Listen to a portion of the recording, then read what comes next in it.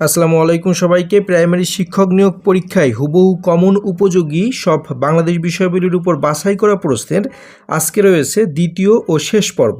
প্রথম পর্বের লিঙ্ক ডেসক্রিপশনে রয়েছে, ভিডিওটি অবশ্যই দেখে নেবেন। এখানে আসা প্রত্যেকটি প্রশ্নই কিন্তু 2025 সালে বিশেষ করে রিসেন্ট সব চাকরির পরীক্ষায় আসা সব প্রশ্ন, তাই বুঝতেই পারছেন যে প্রাইমারি শিক্ষক নিয়োগ পরীক্ষার জন্য এই প্রশ্নগুলো কতটা গুরুত্বপূর্ণ হতে যাচ্ছে। জিএসপি এর পুনরূপ কি? জিএসপি এর পুনরূপ জেনারেলাইজড সিস্টেম অফ প্রিফারেন্স। বাংলাদেশের বৃহত্তম সার কারখানার নাম কি? Palash urea fertilizer company limited.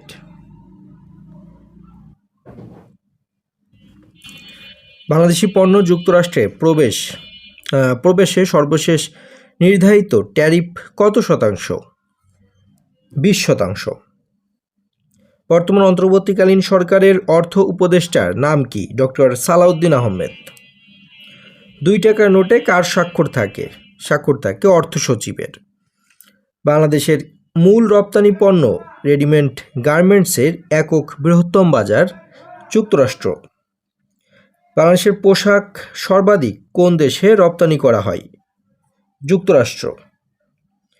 Bangladesh security printing press কোথায় অবস্থিত? গাজীপুরে। বাংলাদেশ মূল রপ্তানি পণ্য রেডিমেড গার্মেন্টসের একক বৃহত্তম বাজার কোথায়? যুক্তরাষ্ট্র। বাংলাদেশের বৈদেশিক বাণিজ্যের পরিমাণ সবচেয়ে বেশি কোন দেশের সাথে? চীনের সাথে। বাংলাদেশের পণ্য আমদানিতে শীর্ষ দেশ কোনটি? যুক্তরাষ্ট্র। ইলিশা 1 গ্যাস ক্ষেত্রটি বাংলাদেশের কোন জেলায় অবস্থিত? ভোলা জেলা। বাংলাদেশের গভীরতম কয়লা ক্ষেত্র কোনটি? Jamalganj, Joypurhat.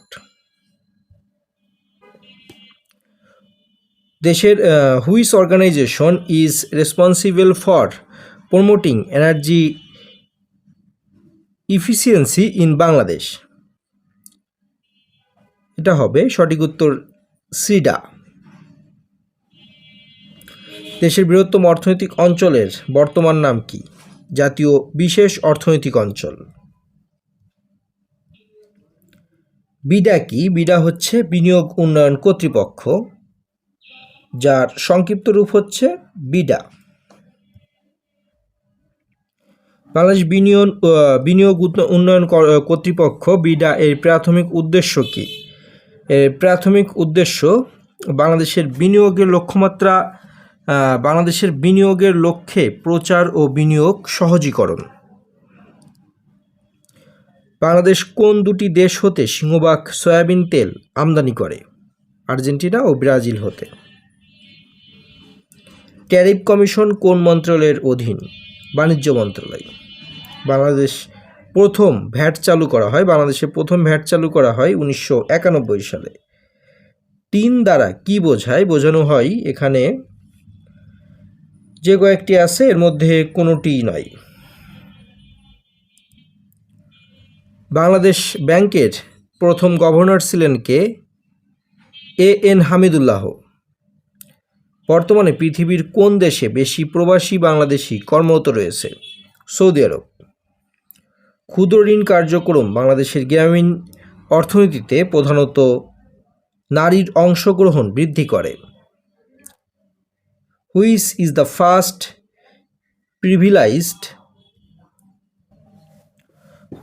First privatized bank of Bangladesh? অর্থাৎ বাংলাদেশের প্রথম প্রিভেটাইজড ব্যাংক অথবা বেসরকারীকরণ ব্যাংক হচ্ছে এবি ব্যাংক লিমিটেড। কোন তফসিলীভুক্ত ব্যাংকটির লাইসেন্স স্থগিত করা হয়েছে? নগদ ডিজিটাল ব্যাংক পিএলসি। একটি বৈধ চেকের মেয়াদ হল 6 মাস। বাংলাদেশ ব্যাংকের রিজার্ভ থেকে চুরি করা অর্থ পাচার করা হয় শ্রীলঙ্কা ও ফিলিপাইনে। অর্থ পাচারের কারণ নয় নিচের কোনটি? কর ফাঁকি না দেওয়া। পদ্মা সেতু কোন দুটি জেলাকে সংযুক্ত করেছে মুন্সিগঞ্জ ও শরীয়তপুর জেলাকে। বাংলাদেশের পরমাণু বিদ্যুৎ কেন্দ্রটি কোন জেলায় অবস্থিত? অবস্থান পাবনাতে। কোনটি কয়লাভিত্তিক বিদ্যুৎ উৎপাদন কেন্দ্র নয়? আশুগঞ্জ। বিদ্যুৎ উৎপাদন ও বিতরণ উভয় কাজে নিয়োজিত সংস্থা কোনটি? বিপিডিবি। শ্রীডা কোন সেক্টর নিয়ে কাজ করে? নবায়নযোগ্য বিদ্যুৎ নিয়ে কাজ করে SREDA। কোন ব্যবস্থায় বাংলাদেশে বিদ্যুৎ উৎপাদিত হয় না?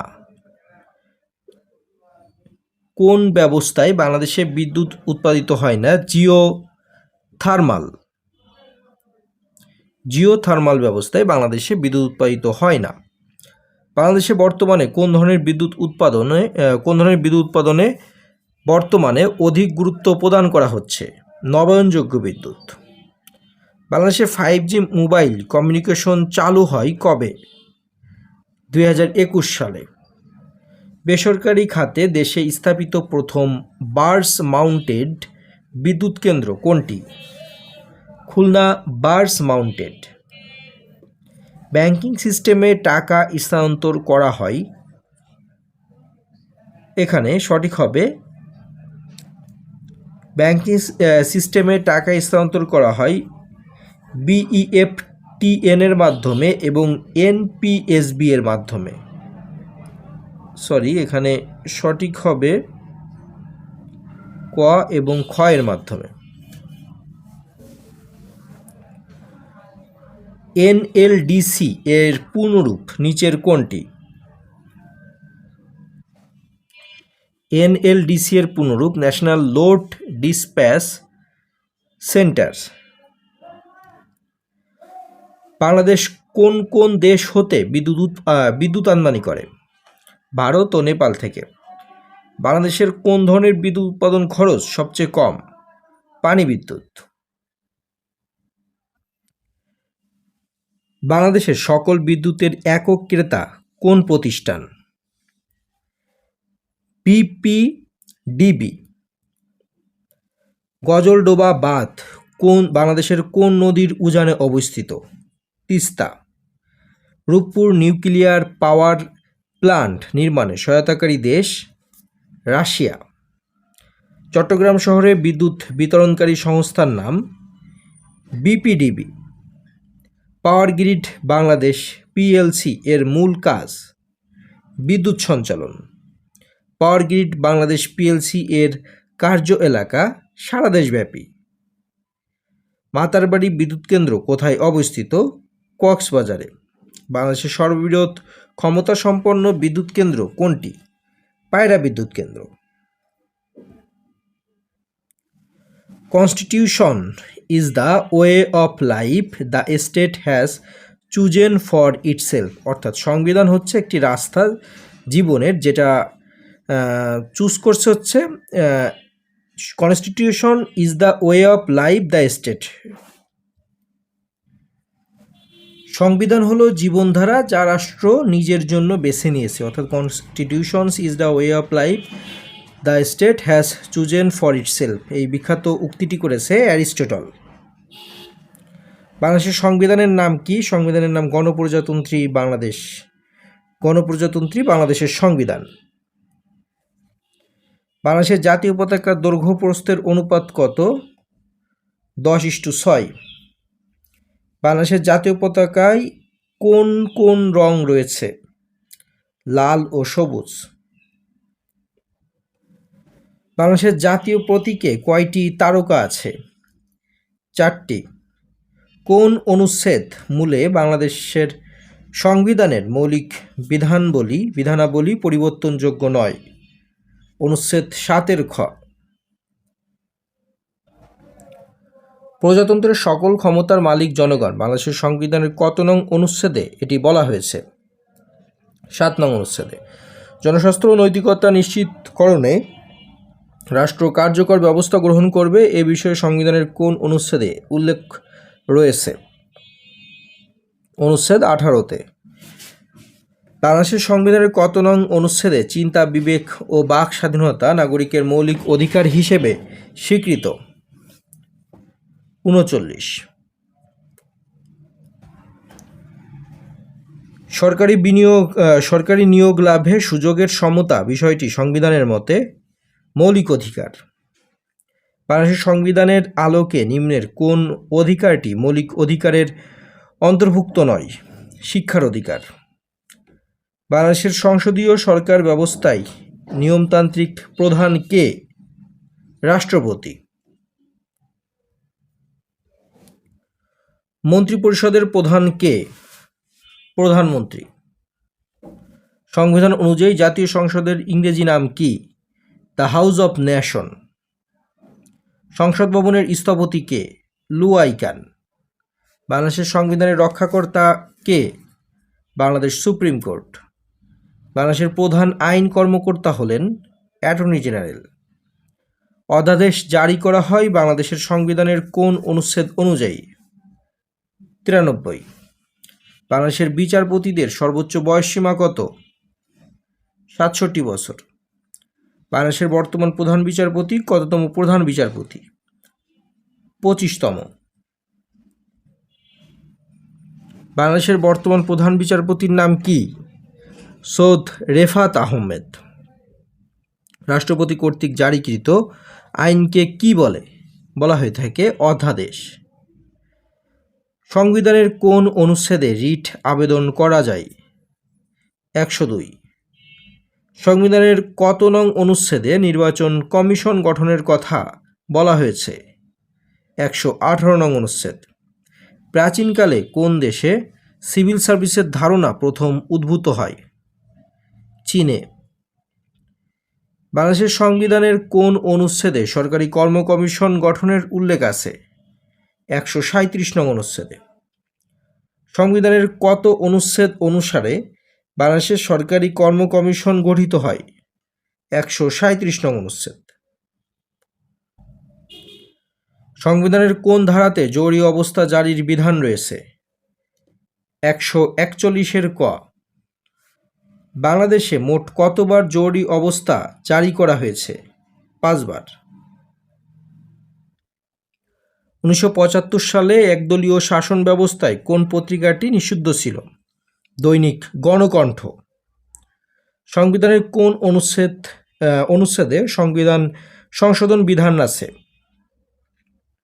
142 অনুচ্ছেদ। তত্ত্বাবধায়ক সরকার ব্যবস্থা পুনঃপ্রবর্তনের জন্য সংবিধানের যে সংশোধন বাতিল করতে হবে? 15। বাংলাদেশের সংবিধানে মোট কতটি তফসিল আছে? 7টি। নির্বাচন বিধি অনুসারে প্রতিটি রাজনৈতিক দলে নারী সদস্য থাকতে হবে কত শতাংশ? 33%। বাংলাদেশের প্রথম জাতীয় সংসদ নির্বাচন কবে অনুষ্ঠিত হয়? 7 মার্চ 1973 সালে। বাংলাদেশের সর্বপ্রথম গণভোট কবে অনুষ্ঠিত হয়? 22 এপ্রিল 1977 সালে। দেশের 14তম প্রধান নির্বাচন কমিশনার হিসেবে নিয়োগ পান কে? এম নাসির উদ্দিন। কত তারিখে বাংলা ব্লকেট কর্মসূচি পালন করা হয়? 7 জুলাই 2024 সালে। জুলাই সনদ আনুষ্ঠানিকভাবে স্বাক্ষর করা হয় কবে? 17 অক্টোবর 2025 সালে। জুলাই সনদ স্বাক্ষরিত হয় কত তারিখে? 17 অক্টোবর 2025 সালে।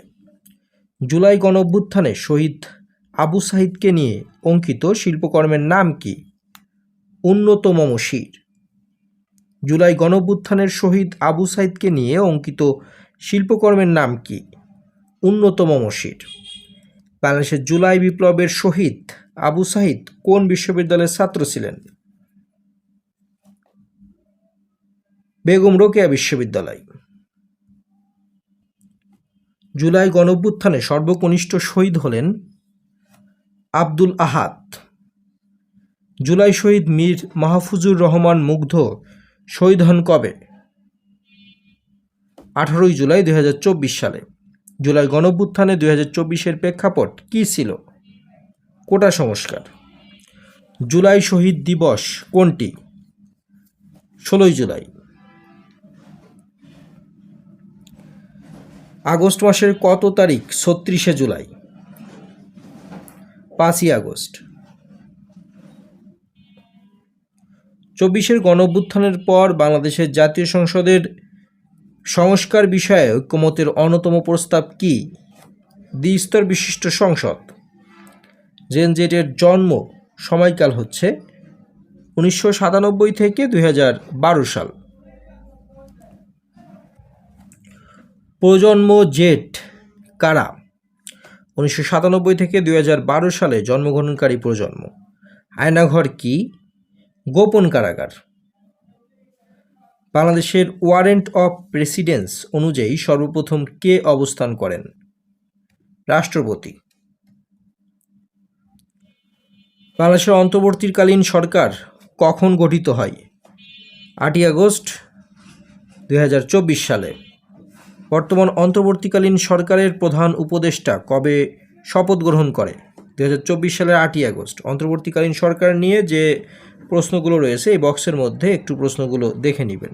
অন্তর্বর্তীকালীন সরকারের বর্তমান ধর্ম উপদেষ্টার নাম কি? ডক্টর আ.ফ.ম. খালিদ হোসেন। বাংলাদেশের প্রশাসনিক কাঠামো কেন্দ্রীভূত। বাংলাদেশের সরকার পদ্ধতি এককেন্দ্রিক। বাংলাদেশের রাজনীতি সম্পর্কে একজন আমেরিকান ঐতিহাসিক মন্তব্য করেছিলেন, বাংলাদেশের রাজনীতি ব্যক্তিত্বকে কেন্দ্র করে আবর্তিত হয়, ধারণা বা প্রতিষ্ঠানকে কেন্দ্র করে নয়। এই ঐতিহাসিকের নাম কি? নাম লরেন্স জিরিং। বর্তমান দেশে চাকরিতে প্রবেশের বয়সসীমা কত বছর? 32 বছর। বাংলাদেশের সিভিল সার্ভিস অর্থাৎ বিসিএস পরীক্ষা সর্বপ্রথম কবে অনুষ্ঠিত হয়েছে? 1973 সালে। প্রোটোকল বলতে কি বোঝায়? বোঝানো হয়ে থাকে আন্তর্জাতিক কোনো চুক্তির সংযুক্তি। বাংলাদেশের ওয়ারেন্ট অফ প্রেসিডেন্স অনুযায়ী সর্বপ্রথম কে অবস্থান করেন? রাষ্ট্রপতি। হুইপ শব্দের অর্থ কি? সচেতক। কত সালে মাদকদ্রব্য নিয়ন্ত্রণ আইন হয়? 2018 সালে। বাংলাদেশের বৃহত্তম গ্রাম কোন জেলায় অবস্থিত? হবিগঞ্জ।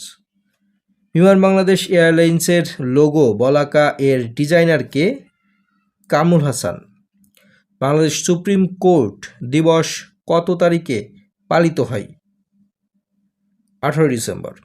বর্ডার গার্ড বাংলাদেশের পূর্ব নাম? বাংলাদেশ রাইফেলস। বাংলাদেশের সবচেয়ে বড় গ্রাম কোনটি? বানিয়াচং। সিটিজেন চার্টার এর বাংলা অর্থ কি? নাগরিক সনদ। বাংলাদেশ কবে সাবমেরিন ক্যাবলে যুক্ত হয়েছে? 21/5/2006 সালে। বাংলাদেশের ইউনেস্কো ঘোষিত বিশ্ব ঐতিহ্যবাহী স্থান নয় কোনটি? ঢাকায় জামদানি। কোনটি প্রত্নতাত্ত্বিক স্থান হিসেবে প্রসিদ্ধ নয়? সুন্দরবন। বাংলা নববর্ষের শোভাযাত্রার বর্তমান নাম কি? বর্ষবরণ আনন্দ শোভাযাত্রা। বাংলাদেশের লোকশিল্প জাদুঘর কোথায় অবস্থিত? সোনারগাঁওতে। বাংলাদেশের পক্ষে প্রথম 100তম টেস্ট ক্রিকেট খেলোয়াড় কে? মুশফিকুর রহিম। ওয়াসফিয়া নাজরিন বিখ্যাত এভারেস্ট জয়ী হিসেবে। 21 পদক ও স্বাধীনতা পদক দুটোই পেয়েছেন ভাস্কর নভেরা আহমেদ। কেবল আয়ের অভাব নয় বরং সামর্থ্যের অভাবই দারিদ্র্যের মূল কারণ। অর্থনীতিবিদ অমর্ত্য সেন কোন গ্রন্থে এই যুক্তি তুলে ধরেন? Development as freedom. গাড়ি চলে না গানের গীতিকার কে? শাহ আব্দুল করিম। ধন্যবাদ এতক্ষণ সাথে থাকার জন্য। গুরুত্বপূর্ণ এই 2টি ভিডিও যদি আপনারা দেখে যেতে পারেন প্রাইমারি শিক্ষক নিয়োগ পরীক্ষার আগে, কারণ এই প্রশ্নগুলো কিন্তু 2025 সালেই বিভিন্ন চাকরির পরীক্ষায় কিন্তু আসছে, তাই বুঝতেই পারছেন যে এই 2টি ভিডিও যদি আপনি দেখে যেতে পারেন তাহলে প্রাইমারি শিক্ষক নিয়োগ পরীক্ষায় সাধারণ জ্ঞান থেকে কিন্তু অনেক প্রশ্নই আপনি এখান থেকে কমন পেয়ে যাবেন। তাই অবশ্যই মনোযোগ সহকারে কিন্তু এই 2টি ভিডিও আপনি বারবার কিন্তু দেখতে থাকবেন। ধন্যবাদ সবাইকে।